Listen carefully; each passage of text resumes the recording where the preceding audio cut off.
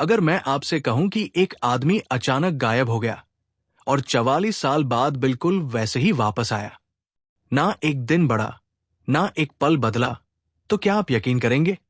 अगर मैं कहूं कि हिस्ट्री में ऐसे केसेस दर्ज है जहां लोग टाइम की बाउंड्री क्रॉस करके फ्यूचर या पास्ट में चले गए, तो क्या आप इसे सिर्फ अफवाह मानेंगे? आज की स्टोरी सिर्फ एक मिस्ट्री नहीं, बल्कि एक ऐसा सवाल है जिसका आंसर आज तक कोई नहीं दे पाया।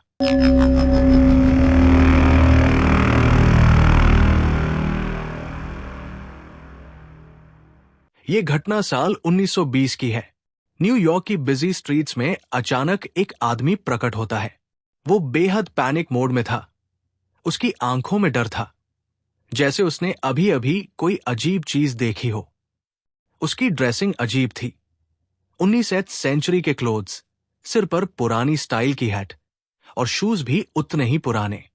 जब पुलिस ने उसे रोका और पूछा कि वो कौन है, तो उसने जवाब दिया, मेरा नाम रुडोल्फ फेंस है।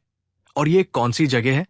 ये साल 1876 है ना? पुलिस उसे देखकर शॉक्ड रह गई। ये आदमी क्लेम कर रहा था कि ये साल 1876 है, जबकि असलियत में ये 1920 था। जब पुलिस ने उसकी तलाशी ली, तो उनके हाथ कुछ ऐसी चीजें लगी जो हर लॉजिक को चैलेंज कर रही थी। उसकी जेब में 1800 के पुराने कॉइन्स थे, बिल्कुल न्यू कंडीशन में। उसके पास एक विजिटिंग कार्ड था जिस पर एक शॉप का एड्रेस लिखा था। लेकिन जब पुलिस ने वहां जाकर इन्वेस्टिगेशन की, तो पता चला कि वो शॉप 50 साल पहले बंद हो चुकी थी। उसके पास एक आईडी कार्ड था जो 1876 में गायब हुए एक व्यक्ति से मैच करता था। अब सबसे बड़ा सवाल था, क्या यह कोई फ्रॉड था, या फिर क्या यह सच में 44 साल पहले के टाइम से आया था? पुलिस ने इस केस को लेकर और गहराई से इन्वेस्टिगेशन की। उन्होंने पुराने रिकॉर्ड्स निकाले और जो सामने आया उसने सबके होश उड़ा दिए।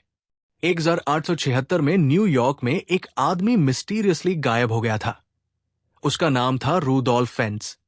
उसने एक रात घर से वॉक करने के लिए निकला था और फिर कभी नहीं लौटा। उसके फैमिली ने उसे बहुत ढूंढा, लेकिन किसी को नहीं पता चला कि वो कहां गया।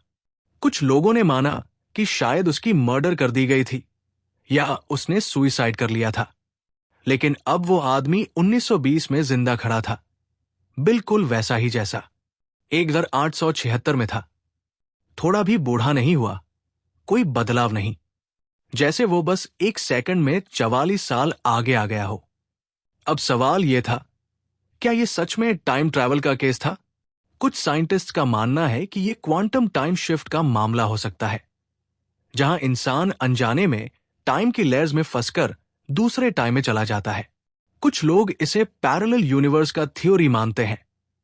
क्या रुडोल्फ किसी और टाइमलाइन से इस दुनिया में आ गया था, या फिर क्या यह किसी सीक्रेट एक्सपेरिमेंट का हिस्सा था?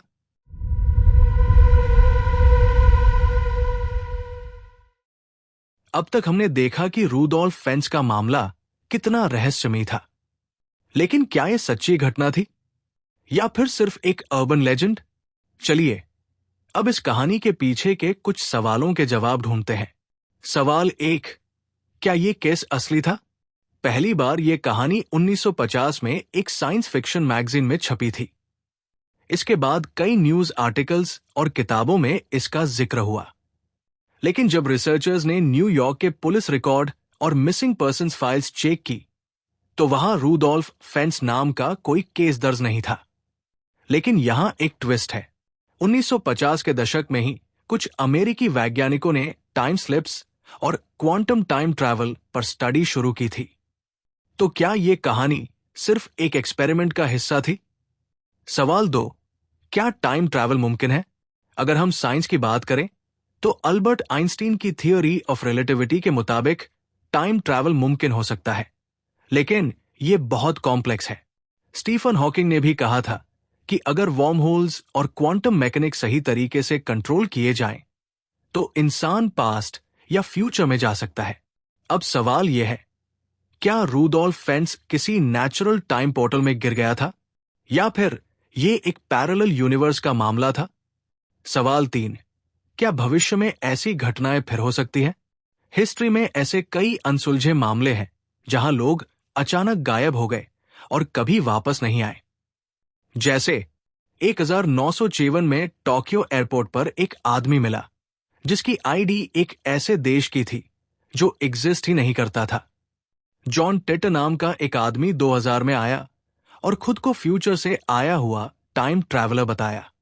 हो सकता है हमारे आसपास भी ऐसे टाइम ट्रैवलर्स मौजूद हैं, लेकिन हम उन्हें पहचान नहीं पा रहे हो। इस कहानी के असली होने या ना होने की बहस आज भी जारी है, लेकिन एक बात तय है, टाइम ट्रैवल और पैरेलल यूनिवर्स जैसी चीजें अभी भी एक रहस्य है। अगर आपको यह कहानी इंटरेस्टिंग लगी और आप ऐसी ही सच्ची, रहस्यमयी और दिमाग हिला देने वाली कहानियां सुनना चाहते हैं तो लाइक दबाइए और कमेंट करें।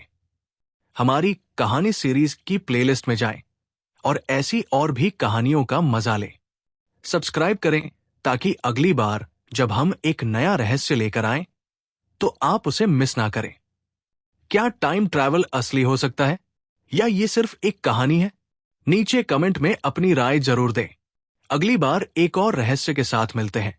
तब तक सोचते रहिए, क्या सच में ऐसा हो सकता है?